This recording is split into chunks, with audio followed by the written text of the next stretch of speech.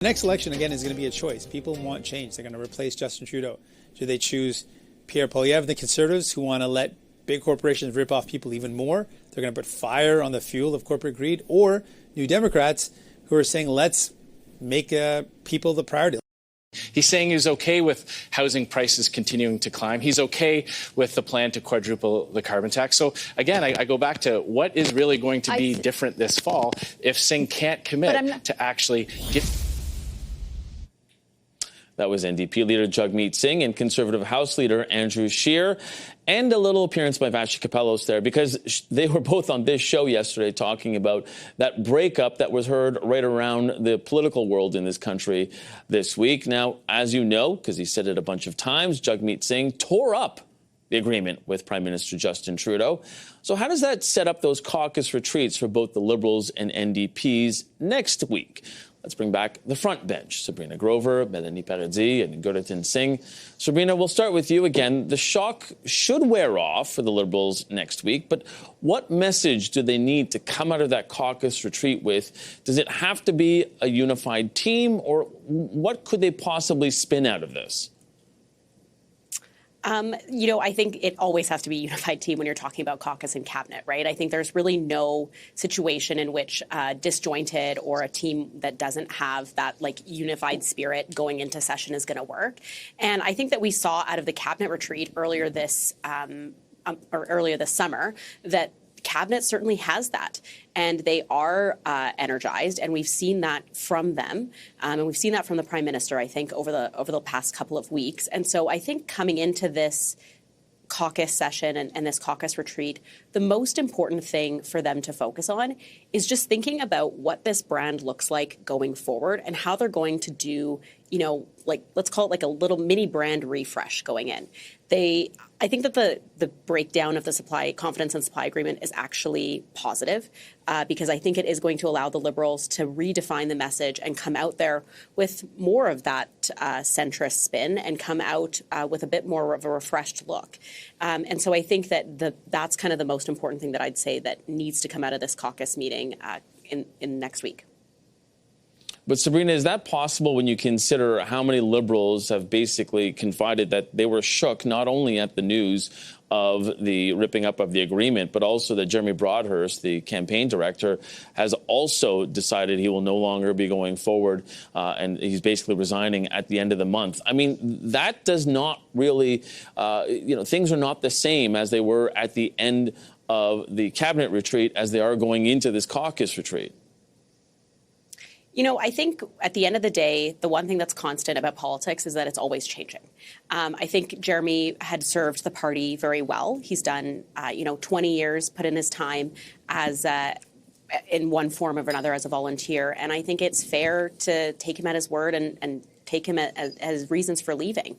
But I think, again, it offers opportunity. It's certainly jarring change. It's not something maybe that was expected or something that we thought was going to come up this, in the last week. But I still think it's an opportunity for them to take this change and embrace it and come out with a refreshed brand, because that's the only way that they're going to move forward. And I think it's an opportunity to have some of those serious conversations and to, at the end of the day, also give it their all in LaSalle. So everything coming into this week, I think, is going to allow them to just come out better and stronger next week. Gurritan, the NDP caucus has been debating the agreement, whether or not to get out of it. That has been openly debated and sometimes behind closed doors. Does this meeting now, how do you plan for this? And how do you plan to oppose the government and not trigger an election now that you have that as a new issue going forward? Because the whole question as to whether or not to get out of the agreement, that's put to the side now. So is that really going to be the push and pull behind closed doors of this caucus retreat? How do they make sure that they continue to walk that fine line? Because I think everybody understands nobody in this country wants an election. It doesn't seem like Mr. Singh wants to trigger one as well. But at the same time, he can't be sitting in Parliament Hill and look like he's continuing to support the Prime Minister, even though it's not in an agreement. Well, if you look at the context of how Parliament existed during the agreement and now that the agreement is gone. Prior, when the NDP would criticize, there's still an understanding that the Liberals had that assurance that on the votes that mattered, they'd have the support of the NDP. now the NDP has the ability to truly act as an oppositional party. They have the ability to, they're not bound by any agreement. And if the government puts forward an egregious piece of legislation or an egregious policy that is contrary outside of what was previously the confines of the supply and confidence agreement, now they're no longer bound by anything like that. So it's really a case-by-case situation, and the NDP has a lot of advantage now. I think you're going to see a lot of energy from NDP MPs who now have a really clear focus to make sure they're getting benefits for Canadians, and more than anything, to turn the attention towards the Conservatives and the devastating cuts to services that could happen under a potential Conservative government.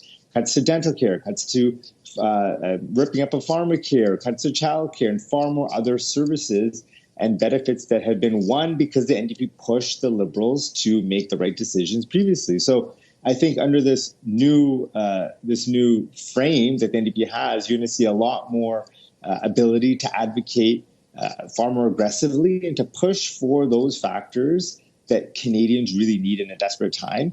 And if there's opposition to that, then there's a possibility of an election.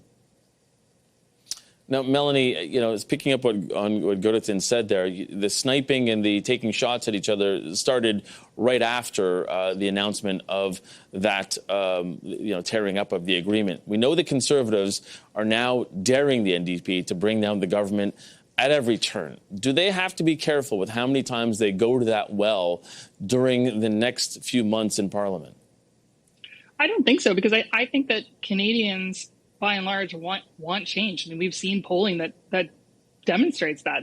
They want a change in government. They want a change in our taxes and our cost of living and housing affordability. And they know that they're not going to get that from this government, and they're not going to get it from the NDP, who props them up. The only way that they'll see that change is with a Conservative government, and that requires us having an election to get there. I think that these caucus meetings are going to be really interesting, from my perspective, because most of the leaking and the chatter will be coming out of different corners and not from my corner. And so I'm looking forward to hearing the gossip that comes out of these meetings. And, you wish you could be a fly on the wall and hear what MPs are saying after spending 3 months in their ridings, talking to their constituents and knocking on doors and hearing from people about the difficulties that they are enduring all across the country and the desperate desire that they have for change. And I think a lot of Liberal and NDP MPs are coming up short in what they can say to their constituents. And so I think they're going to go to those meetings next week and they're going to say, what is the plan? What are we telling Canadians? What are we going to be doing this fall? And how are we executing on that? I agree with Sabrina that a rebrand is definitely necessary. Is that simply the form of a cabinet shuffle? Or we've been hearing the past 2 days, there's been a lot of gossip about whether or not there might be a prorogation. And then the government would come back with a speech from the throne, perhaps. These are all ways that you can kind of hit reset and frame a new narrative. They need to do something big, though. It really is time for the Liberal and NDP caucuses to do some deep soul searching here. And I think that we're going to hear a lot about that next week. Sabrina, I want you on that, and especially the suggestion, and I don't know if I could say that you heard it here first, but Mel, with the P word here on the show, and not power play, but certainly prorogation. Are you thinking that could be in the cards? Because then again, voting on a throne speech, that's a matter of confidence. We all love prorogation speculation, don't we?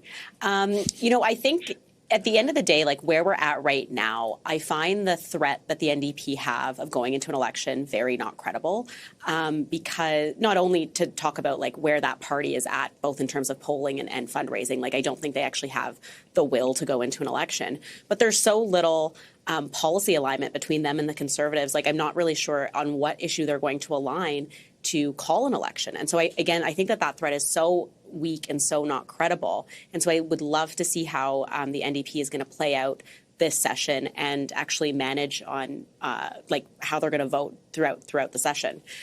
Do I think a prorogation is something on the table? I haven't heard about this, but certainly I think it would be an opportunity to come back with that refreshed brand and to come back again kind of more from that centrist angle and allow the Liberals to set out those clear priorities for this session.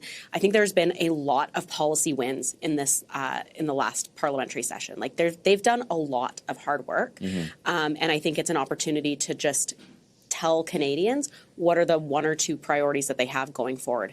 And I think beyond that, there's also some positive things happening in the economy that are going to bolster that opportunity. We're going to have to leave it there. Unfortunately, Sabrina Grover, Melanie Paradis, Guritan Singh, thank you so much for joining us.